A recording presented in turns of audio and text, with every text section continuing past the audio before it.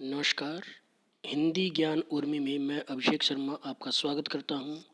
छोटा मेरा खेत उमाशंकर जोशी जी की रचना के साथ।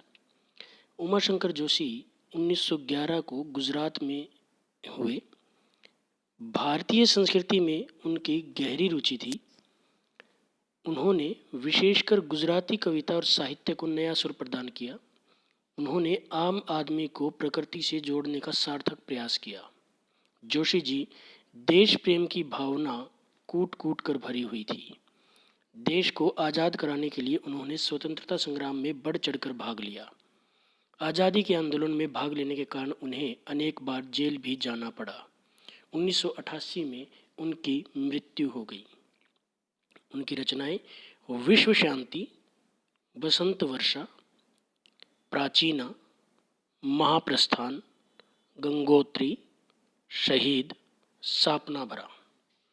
छोटा मेरा खेत निश्चित काव्य संग्रह से संकलित है। कवि ने बहुत सूक्ष्म कल्पना की है और खेत और कागज के पन्ने को मिलाते हुए कहा है, छोटा मेरा खेत चकोना, कागज का एक पन्ना। कि मेरे लिए कागज का एक पन्ना चकोर खेत के समान है। जिस प्रकार किसान अपने खेत में बीज बोता है, उसी प्रकार कोई अंधड़ कहीं से आया, क्षण का बीज वहां बोया गया।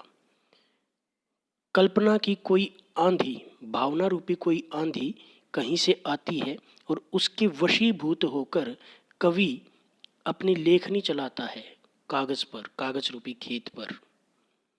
आगे कहता है, कल्पना के रसायनों को पी बीज गल गया निशेष। कि जब किसान अपने खेत में बीज बोता है तो वह बीज रसायन अर्थात खाद में गलकर पौधे का रूप ले लेता है। इसी प्रकार जब कवि पृष्ठ रूपी खेत पर अपनी भावना के बीज बोता है तो वह बीज कल्पना रूपी खाद पीकर गल जाता है। शब्द के अंकुर फूटे, फिर वह शब्द रूपी बीज धीरे धीरे अंकुरित होता है।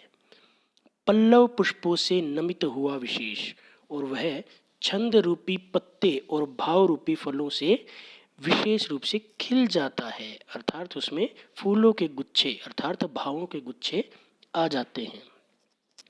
झूमने लगे फल, रस अलौकिक अमृत धाराएं फूटती, और उसमें भावनाओं रूपी फल झूमने लगते हैं।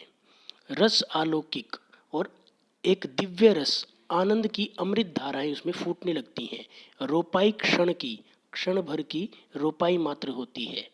कटाई अनंतता की, और अनंतता की कटाई कभी न खत्म होने वाली कटाई होती है। लुटते रहने से जरा भी कम नहीं होती।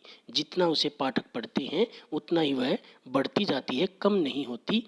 रस का अक्षय पात्र सदा का, यह तो आनंद का अक्षय पात्र है जो कभी समाप्त नहीं होता। छोटा मेरा खेत चकोना, मेरा कागज रूपी छोटा सा खेत।